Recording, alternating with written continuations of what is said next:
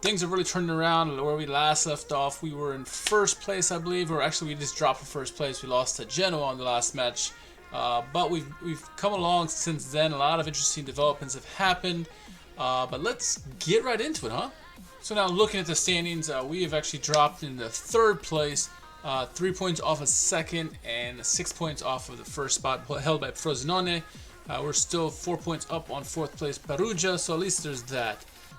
Looking at the schedule where we last left off, so we did lose to Genoa 3-0 where we last left off. Followed it up against the bottom of the table, Ternana. We lost 2-0 away.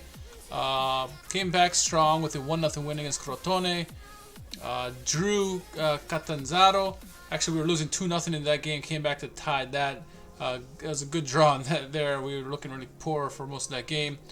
Followed it up with a 2-0 win at Cosenza. And then against Trapani, another team that was in the bottom. Actually, they were second place at the time. We lost to them 2-1. They dominated us in that game. We got a late goal, so it really wasn't nothing really right home about. So here we are. Next game's going to be at Entella, end of the first half of the season, just before the window. And so with that, we had some contract issues that came up.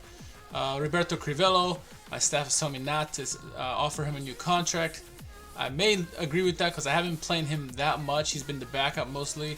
His value is 1.6 million euros, so I'm going to try to sell him during this window. Eduardo Lancini, they're saying he's not going to renew. He's worth a boatload of money. He's worth 2.6 million, so I'm going to look to sell him as well.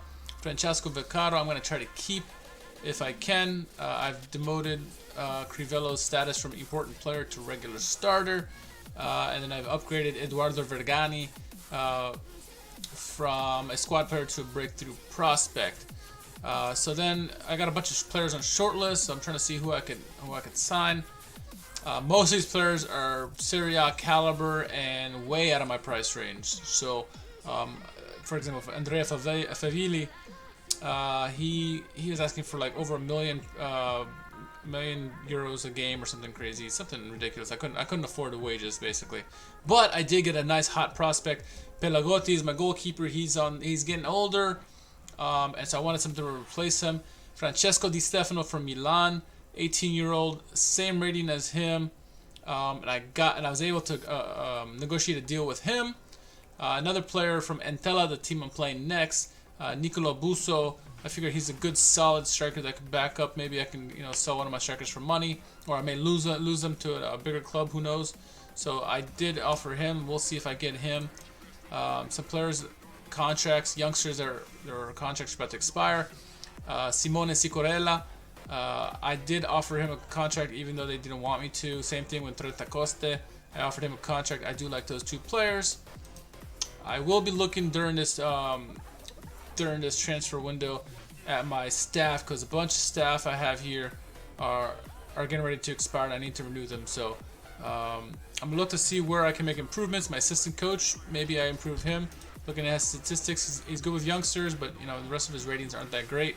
Again, I'm in City B, so it's gonna be hard to really attract good coaches. I'm gonna do my best. I'm gonna spend a good amount of time on that. So, and then some player contracts, youngsters contracts about to expire. I decided to delay the decision there because they're all lacking potential, and none of them really are guys that I've been really interested in. Maybe Morabito, but that's about it. He's been playing well lately. So yeah, let's get into the next game, which is going to be Entella. So before I do get into my next game against Entella, some things I want to talk about that I have updated since where we last left off. I'll go over into the training. Before I had been in control of the senior squad, obviously, with the training, which I need to change January's because this is not the training that I set up. I always set it up through end of December anyway, so I'll be updating that. But what I did was I updated the trainings for not only the U20s but also the U18s. I want to set up their trainings to really develop these players. And I changed all their rests. I changed individual trainings, everything. I really want the team to all levels of my squad. U18s, U20s, and the senior squad to all be on the same page and develop the same way. I've also, in terms of scouting, set some assignments. Giuseppe Malardo, excuse me, my chief scout.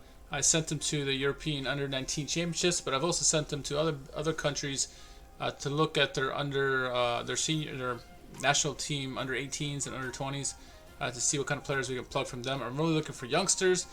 Same thing, I send out Ezio Castriota to look for hot prospects under 24. He's mostly looking in Italy, but and also for all the players I'm looking for are trying to match my formation. That's the main thing.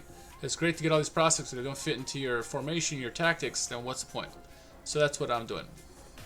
So let's get back to the game at hand. We are 5-4 odds that we will win. They are 7-4, and it's 11-5. That'll be a draw. We're currently third. They're in eighth. We've been very inconsistent as of late. They've been decent. They've had 2 losses and 3 wins in the last 5. We've had 2 wins, 2 losses, and a draw. So off to the team selection. I kind of did this already ahead of time. I brought back Doda into the squad. Craya and Lancini have hooked up. Angelina I brought in because Pelagotti just came off of a cold, and I don't know if he's going to be 100%. I brought in Crivello because the guy who was playing above him, Okua, he got injured, and it's a pretty long-term injury. So Crivello's back in the lineup. That means I have to look out for my age.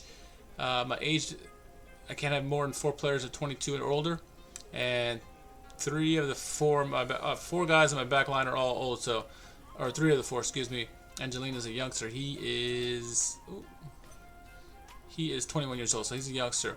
So that means I had to shuffle the whole team around, and really the midfield and the defense.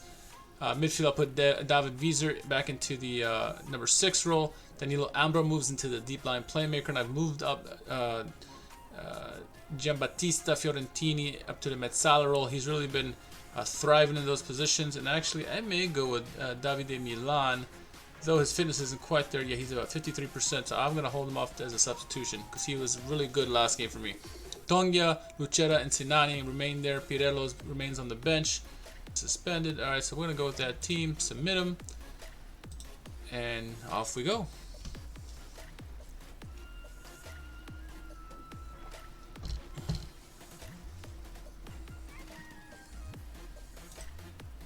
So I'm going to be a little assertive in this one and say, give him some encouragement here. Let my assistant do some words of encouragement as well. Off we go. A little more people in the crowd this time around. Let me, I think we'll go with that. Let's see how that looks. Oh, nearly get a goal off the bat here. Gonna encourage my boys just a bit.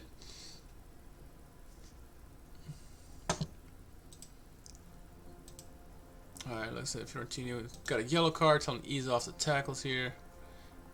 Gotta tell my boys to get creative here just to pump them up a little bit. First half is really flying through. We're dominating shots, but still no goal.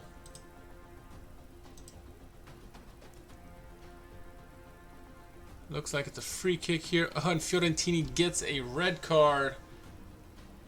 That is not helpful at all. There you go. Something like that. I don't know. We'll see. It is what it is. Now I got 10 guys. It's not the way I wanted it to be, but... Here we go. Tongia with the ball. He gets it back to Lancini. Lancini to Craya. Craya to Wieser. Wieser out wide right to Lucera. To Doda. We get a goal here. That'd be awesome. I'm just going to lock up shop if that's the case. Ambro to Wieser. Good possession right now at the moment. Doda trying to swing it in here. He does. Oh, Crivello nearly gets it there on the end of that. We go into halftime. 0-0. 9 shots to 6 in our favor. Shots on target 3-2 in our favor. Fouls pretty even. They're out possessing us at the moment. I don't care about that, honestly. It says we can't really do much but sympathize with the boys. So I'm going to stay calm and say, come on, lads, we're a man down. We can still get the result here. Tell my assistant to say something, and then off we go to the second half. Give him a bit of encouragement here. Coming out of the halftime talk here. Danilo Ambro picks up a yellow.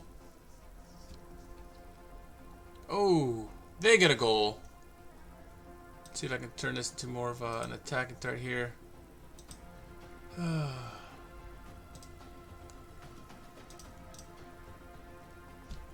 going to go early in the game. I'm going to look and make a substitution. What can I do here? Let's see this play here. See how throw in for us. Lucera to Doda. He comes in the box. Gets taken down. Oh, that's got to be a penalty.